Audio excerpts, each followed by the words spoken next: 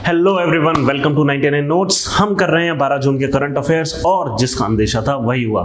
इन current affairs पे आने के लिए आपको क्या करना है कि 99 notes daily current affair search करना है। आप इस पेज पर आएंगे। क्या अंदेशा था हमें कि Bihar call for special category status, मतलब बिहार कॉल कर रहा है कि वो स्पेशल कैटेगरी स्टेटस चाहता है। अभी हमने बस ये देखा था कि चंद्रबाबू नायडू कह रहे थे कि भाई आंध्र प्रदेश के लिए स्पेशल कैटेगरी स्टेटस दे दिया जाए। अब बिहार कह रहा है। हमें ये पहले से लग रहा था कि दोनों कोलिशन पार्टनर्स जो एनडीए के अंदर हैं, जो दोनों मुख्य कोलिशन पार्टनर्स हैं, वो अपने अपनी तरफ से ये कॉल उठाएंगे।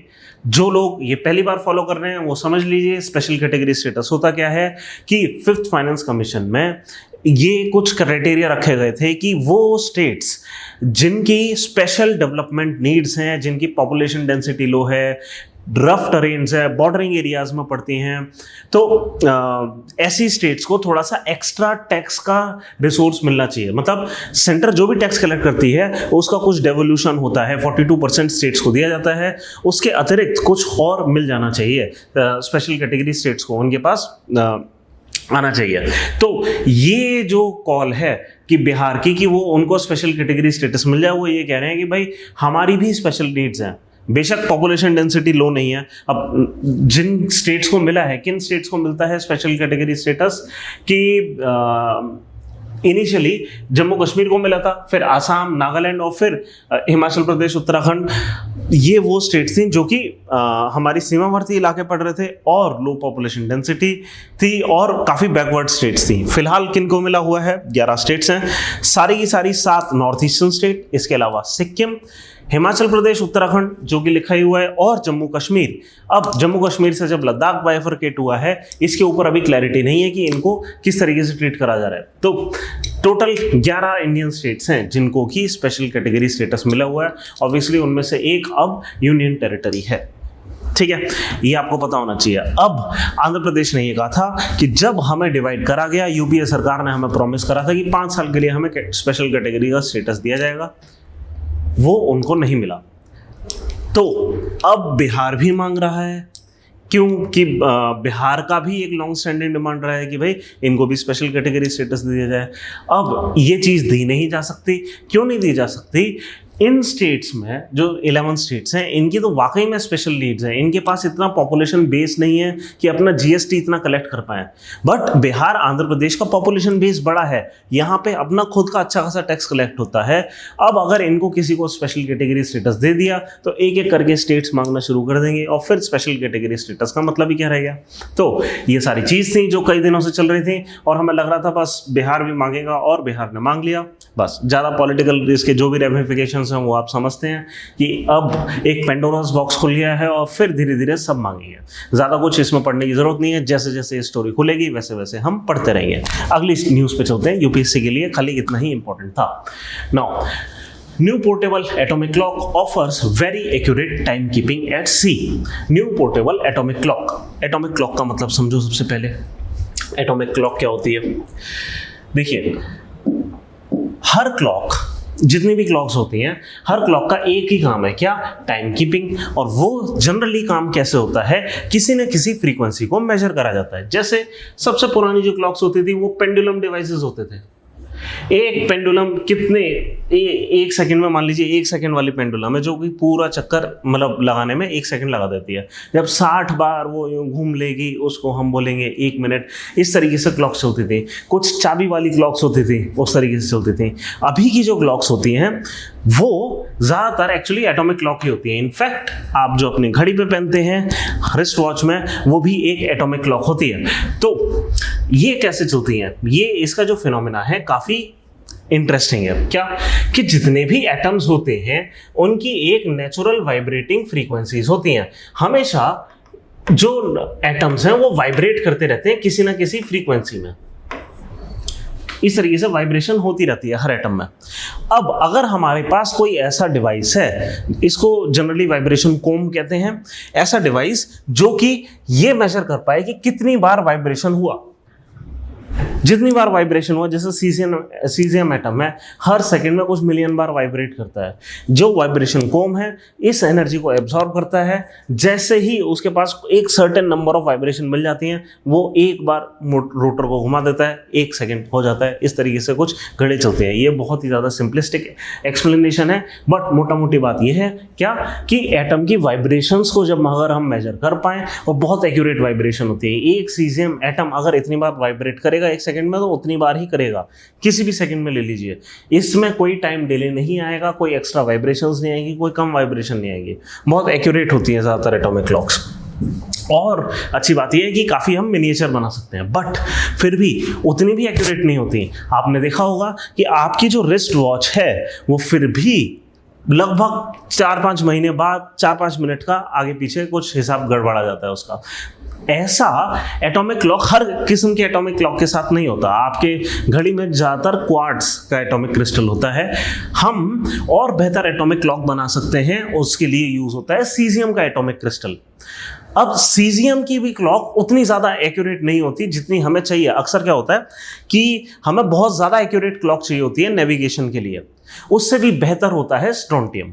ठीक है, तो क्वार्ट्ज, सीजियम, स्ट्रोंटियम बेटर होता जा रहा है। तो ऐसे कुछ उन्होंने करा है कि स्ट्रोंटियम का कुछ एटॉमिक क्लॉक उन्होंने डेवलप करी है। अब यहाँ पे ध्यान दीजिए, मैंने कहा है कि अगर एटॉमिक क्लॉक अच्छी होंगी तो नेविगेशन में फ़ायदा होगा। अब यहाँ पे नेविगेशन में किस तरह फ़ायदा होगा कि ये जो क्लॉक्स हैं नेविगेशन में किस तरीके से आपको फ़ायदा देंगी।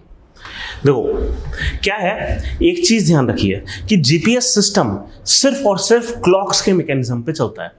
ये क्या कह रहे हैं सर, जीपीएस का सिस्टम है, क्लॉक पे कैसे चलेगा? वो तो आपको खाली ये बताता है कि आप कहाँ खड़े हैं। एकदम सही बात है।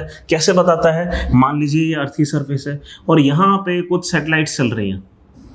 ठीक है, टॉफी जैसे नहीं है, मैं सोलर पैनल बनाना चाह रहा था, चलो ऐसा कुछ बनाते हैं। ये कुछ सैटेलाइट, हाँ ये सैटेलाइट लग रही है। ठीक है, अज्यूम करिए कुछ सैटेलाइट्स हैं।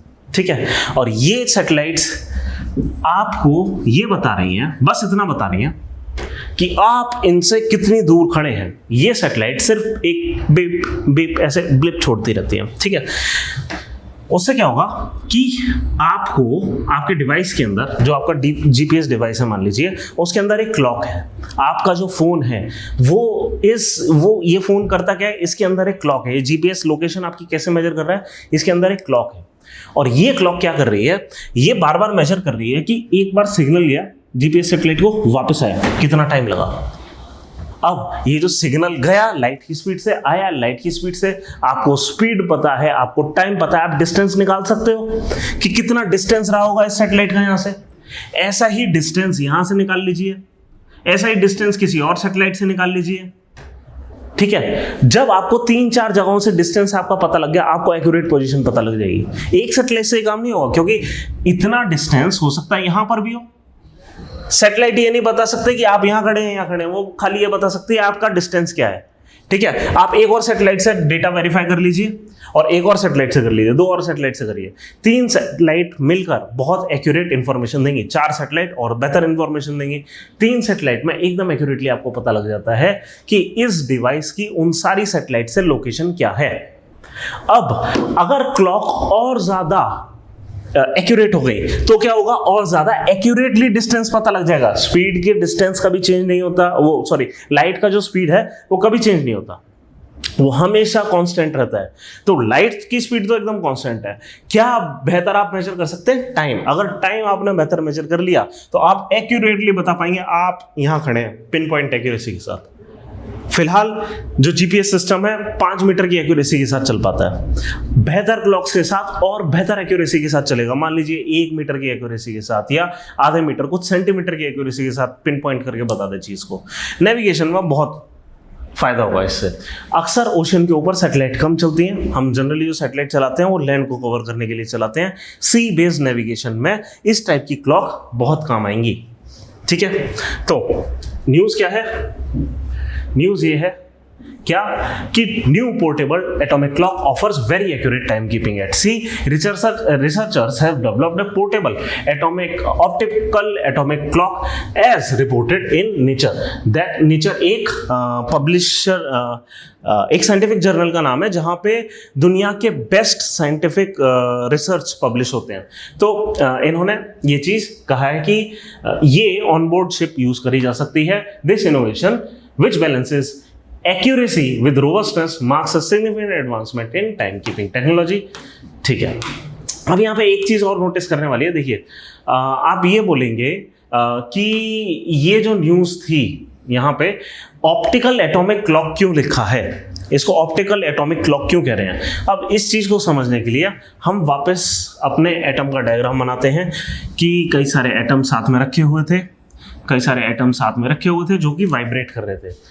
इनको एक सर्टेन फ्रीक्वेंसी पे वाइब्रेट कराने के लिए जनरली क्या करा जाता है, उस फ्रीक्वेंसी की लाइट छोड़ी जाती है एक लेजर से, ताकि इस लाइट की फ्रीक्वेंसी के साथ ये एटम्स रेजोनेंस में आ जाए और उस फ्रीक्वेंसी के साथ चलते रहें. तो इसलिए इन एटॉमिक क्लॉक्स को ऑप्टिकल एटॉमिक क्लॉक भी बोला जाता है. क्यों, ये एक लेजर यूज कर रहे हैं और एटम यूज कर रहे हैं. ठीक है, और ये वाली जो क्लॉक जो न्यूज में आई है ये स्ट्रोंटियम एटम यूज कर रही है. वैसे जनरली सीजियम एटम की बहुत एक्यूरेट मानी जाती है. ठीक है, इन्होंने कुछ रिसर्च करी और देखा कि स्ट्रोंटियम की और बेटर है. ठीक है, तो आगे चलते हैं.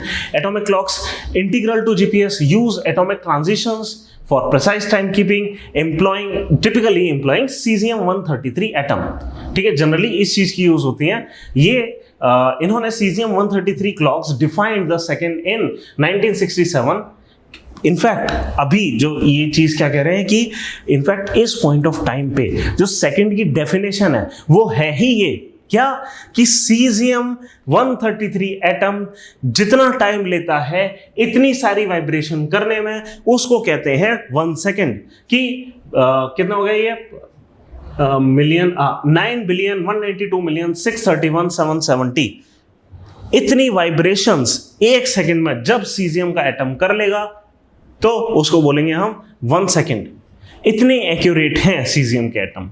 अब ये कह रहे हैं कि भाई इससे भी ज्यादा हम तेज बना रहे हैं क्लॉक को. तो optical clock atomic clock use lasers and optical frequencies like visible UV light for even greater precision. की इस लाइट से उसको वो करा जाता है रेजोनेट, ताकि उसी प्रिसीजन के साथ वो एक्यूरेटली वाइब्रेट करते रहे.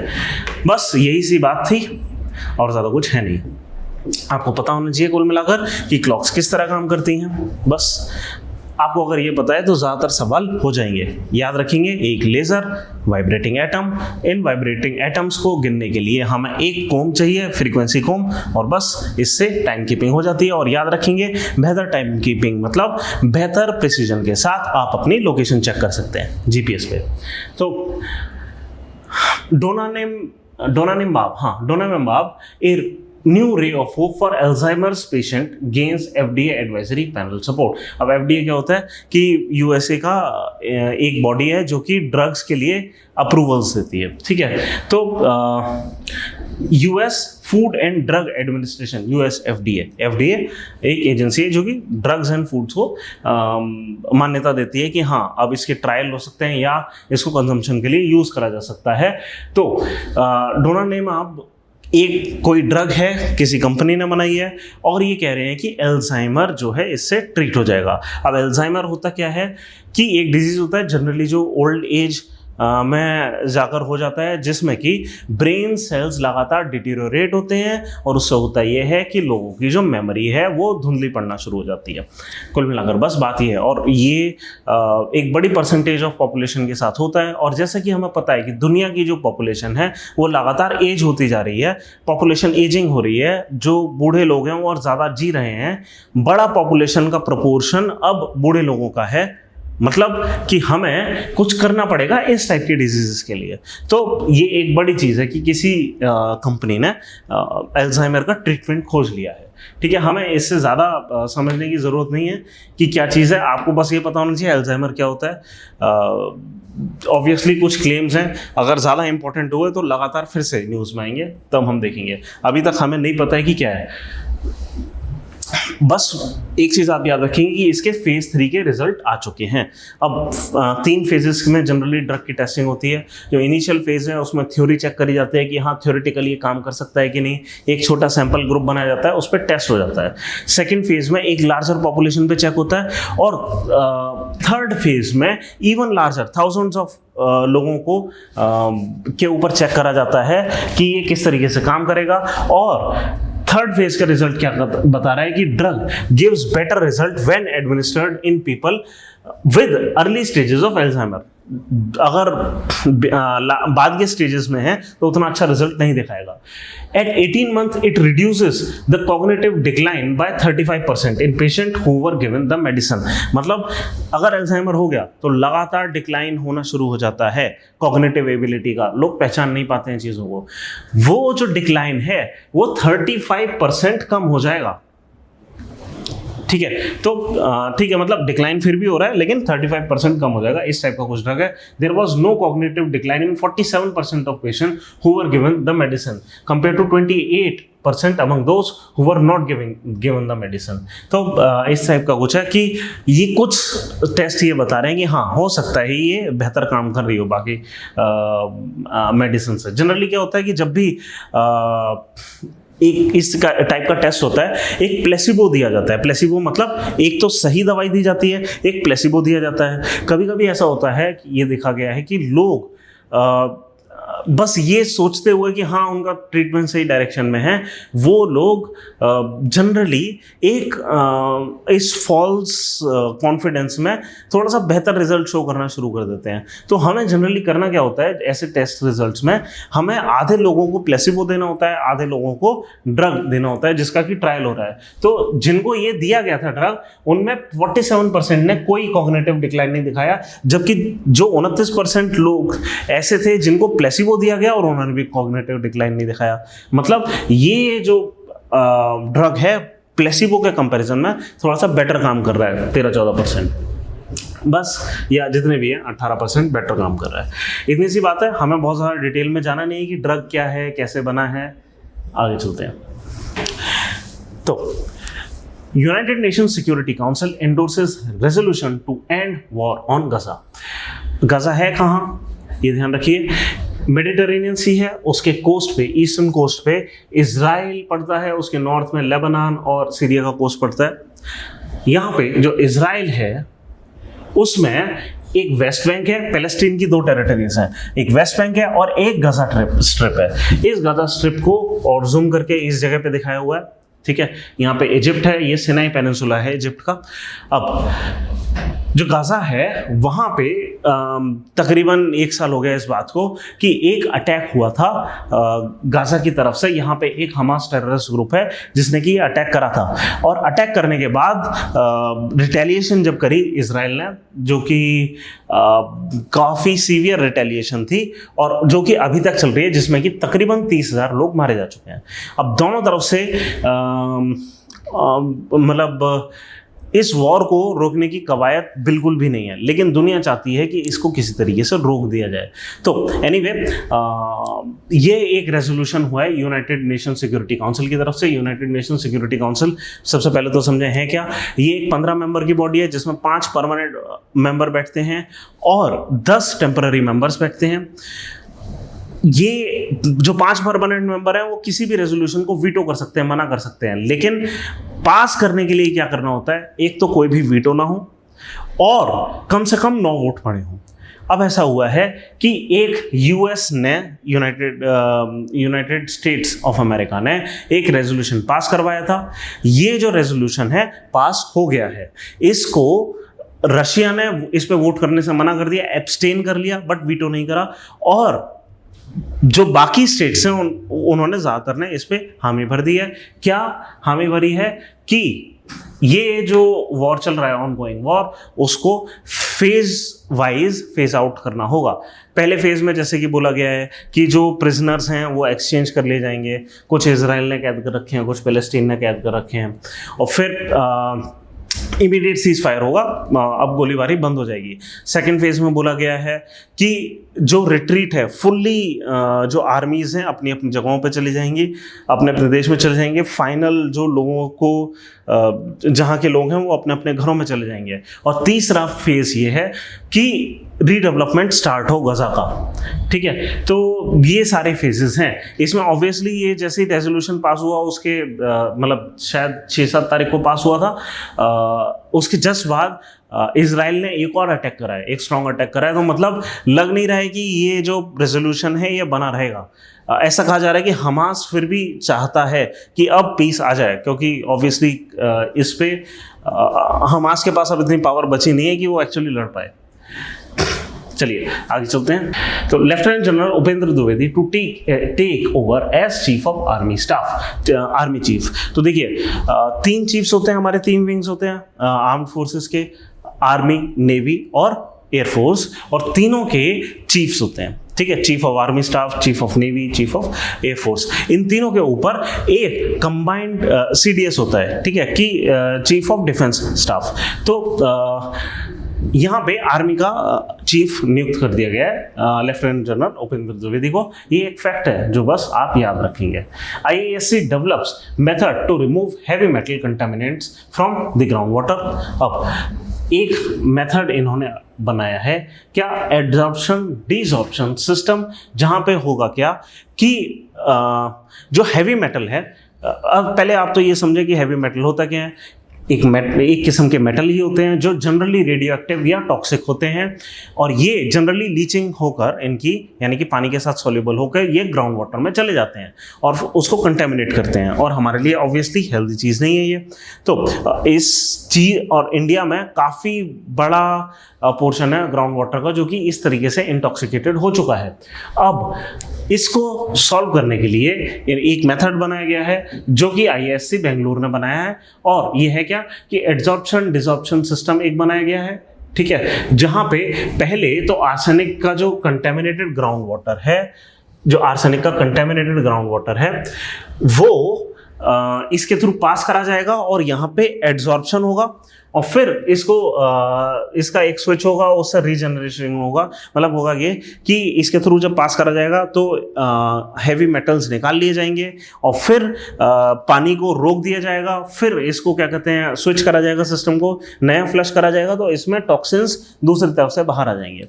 तो ये एक सिस्टम है। दूसरा एक मेम्ब्रेन सिस्टम है जिसमें से कि आर्सेनिक को जो है, और ये मेनली आर्सेनिक के लिए है, आर्सेनिक को रिटेन करा जाएगा और फिर इसको काउडंग में मिला दिया जाएगा फॉर डिटॉक्सिफिकेशन। डिटॉक्सिफिकेशन कैसे होगा कि ऐसा माना जा रहा है कि जो बैक्टीरिया है काउडंग के वो इस पे एक्ट कर सकते हैं और इसको उन प्रोपोर्शंस में ला सकता है कि जो कि अब टॉक्सिक ना बचें, ठीक है। तो एक लेस टॉक्सिक मैन्योर इससे बन सकता है। इस टाइप का इन्होंने कोई सिस्टम बनाया। UN declares 2025 the year of quantum science. Quantum science है क्या कि जब हम एटम्स या इलेक्ट्रॉन्स या प्रोटॉन्स के सुपर इम्पोजिशन के बेसिस पे हम कंप्यूटिंग करना शुरू कर दें, ये होगा क्वांटम साइंस, ठीक है। जनरली हम कंप्यूटिंग कैसे करते हैं, हमारे पास ट्रांजिस्टर डिवाइसेस होते हैं जो कि सेट होते हैं 0 या 1 पे, कि हमने इलेक्ट्रॉनिक डिवाइसेस हैं जहां पे हमने हाई वोल्टेज या लो वोल्टेज सेट कर दी, या मैग्नेटिक डिवाइसेस हैं कि अप टाइप का मैग्नेटिज्म, डाउन टाइप का मैग्नेटिज्म, इससे 0 1 1 0 1 1 जो भी है, जीरोस और वंस किसी तरीके से हम स्टोर कर लेते हैं। अब क्वांटम डिवाइसेस क्या होते हैं, क्वांटम डिवाइसेस ऐसे होते हैं जो कि 0 1 स्टोर करने की जगह 0 1 का सुपर इम्पोजिशन स्टोर करते हैं। Quantum physics purely probabilistic science है, यानी कि हम जैसे अभी ये पता लगा सकते हैं कि ये जो पेन है ये ऊपर से लेकर नीचे तक कितनी देर में आएगा। क्वांटम फिजिक्स में ये नहीं पता लगाया जा सकता है साफ साफ, बहुत छोटे लेवल पे पहली बात तो ये फिजिक्स होती है, और इस लेवल की फिजिक्स पे ऑलमोस्ट दुनिया ऐसे चलती है जैसे कि एक डाइस चल रही हो, हर चीज प्रोबेबिलिस्टिक होती है। अब ऐसे में कुछ टाइप की कंप्यूटिंग बहुत आसान हो जाती है, कुछ टाइप की कंप्यूटिंग बहुत मुश्किल हो जाती है। क्वांटम कंप्यूटिंग में जनरली किस टाइप की कंप्यूटिंग आसान हो जाती है, जब आपको बहुत सारी एक ही जैसी कैलकुलेशन करनी हो। क्यों? क्योंकि यहाँ पे हम एक साथ कई सारे एक ही सेट ऑफ नंबर्स में कई सारी चीजें सुपर इम्पोज करके एक साथ चला सकते हैं प्रोसेसर्स। जनरली ज़्यादा इसमें समझने की जरूरत नहीं है। Quantum computing to be honest ज़्यादातर लोगों को नहीं पता होती है कि क्या होता है, ठीक है, और इसके डेप्थ में बहुत ज़्यादा चीज़ें पूछी भी नहीं जाएंगी। आपको ये समझ आना चाहिए बस कि इस टाइप की जो कंप्यूटिंग है वो किस चीज़ में काम आएगी। जनरली कोड्स को क्रैक करने में, साइबर सिक्योरिटी में, इन चीज़ों में ये टाइप की कंप्यूटिंग काम आती है, ठीक है। अब ये जो इनिशिएटिव है ये मैक्सिको ने प्रपोज करा है मई 2023 में। क्या प्रपोज करा है कि 2025 को क्वांटम कंप्यूटिंग का या क्वांटम साइंस का एक ईयर ऑफ क्वांटम साइंस बना दिया जाए, ठीक है। अब 60 कंट्रीज ने इसको सपोर्ट भी कर दिया। आप याद रखेंगे क्या कि इंडिया ने भी अनाउंस करा था नेशनल क्वांटम मिशन इन अप्रैल 2023, और इसके लिए बजट रखा हुआ है 6000 करोड़ का। और हम जनरली इसमें करेंगे क्या, हम क्वांटम कंप्यूटर के लिए ये सारी चीज़ें कर रहे हैं। हम mainly national quantum mission quantum computing के ऊपर ही आधारित होगा, ठीक है। चलिए, Apple unveils advance AI integration with Apple intelligence WWDC 2024 की ये एक innovative system leverages generative AI, a type of AI that generate new content like text, images। Generally आप जो चैट जीपीटी पढ़ रहे हैं ना या देख रहे हैं, वो एक जनरेटिव AI है। जीपीटी में जो जी है वो जनरेटिव प्री ट्रेन ट्रांसफॉर्मर, जो जी आ रहा है वो जनरेटिव है। जनरेटिव मतलब, प्री ट्रेन मतलब कि पहले से हमने उसे पढ़ा रखा है, सिखा रखा है, प्री ट्रेंड है वो, अब उसकी मदद से नई चीजें वो जनरेट कर रहा है, ट्रांसफॉर्म कर रहा है, इसलिए transformer. Generative pre train transformer, ये है उसका डेफिनेशन। तो जनरली आप जो एआई इमेजेस देखते हैं वो जनरेटिव एआई है। जब आप एआई टेक्स्ट देखते हैं या एआई वीडियो देखते हैं वो सब जनरेटिव एआई है। तो ये क्या कर रहे हैं कि एप्पल अब अपने सिस्टम के साथ जनरेटिव एआई को इम्पोज कर रहा है। मतलब वो जो जीपीटी वाला काम है वो एप्पल के सिस्टम में ऑटोमेटिकली बाय डिफॉल्ट हो सकता है आया करे। तो बस इतनी सी बात है, आपको बस इतना पता होना चाहिए कि जनरेटिव एआई क्या होता है, और ज़्यादा इंपॉर्टेंट नहीं है। Pandit Rajiv Taranath, maestro of sarod and distinguished scholar, passes away at 92। तो सरोद वादक थे, आप ये याद रखेंगे, ठीक है। इनको एक संगीत नाटक अकेडमी अवार्ड मिला था। ईयर इतना इंपॉर्टेंट नहीं है, पद्मश्री थे। बस आपको पता होना चाहिए कि सरोद वादक एक ऐसे थे। जनरली ऐसी चीज़ें एग्जाम में आ जाती हैं, खासकर स्टेट्स के। अब चलते हैं हम आज के क्विज पे जल्दी से। 12 जून डेली क्विज। चलिए, सवाल, which country submitted draft resolution to the UN assembly declaring 2025 as national year of quantum science? ये हमने अभी देखा था, आंसर था मैक्सिको। मैक्सिको होना चाहिए था, शायद इन्होंने गलत लिखा है, मैक्सिको था, हमने अभी पढ़ा था। चलिए आगे चलते हैं। विच of the following sets comprises element commonly classified as heavy metal contaminants? heavy metal मतलब जनरली वो बहुत हैवी होते हैं। एल्यूमिनियम वगैरह बड़े हल्के मेटल है, नाइट्रोजन तो मेटल ही नहीं है, सोडियम भी बहुत हल्का मेटल है। कौन से हैं? Mercury, cadmium, arsenic. बिल्कुल, अभी हमने देखा था। आगे चलते हैं। UNSC Security Council, how many affirmative votes are required for a decision to pass with no veto from permanent member? मैंने बताया था 9 वोट्स की जरूरत होती है। इस बार हमें 14 मिले हैं, रशिया ने बस एब्सटेन करा है, तो 9 वोट आप कर देंगे। आगे चलते हैं। क्या which atom is commonly used in atomic clocks known for their enhanced accuracy due to higher frequency and narrower line width? यहाँ सीजियम एंड स्ट्रोंटियम दोनों है। सीजियम ऑब्वियसली बहुत एक्यूरेट होता है, बट अभी स्ट्रोंटियम आया, मोस्ट प्रोबेबली इसका strontium होना चाहिए आंसर, ठीक है। आगे चलते हैं। On the recommendation of which of the finance commission special category status granted to state? ये इंट्रोड्यूस कब हुई थी? मैंने बताया था 5th फाइनेंस कमीशन। तो ये थे आज के करंट अफेयर। हम मिलेंगे कल के करंट अफेयर्स के साथ।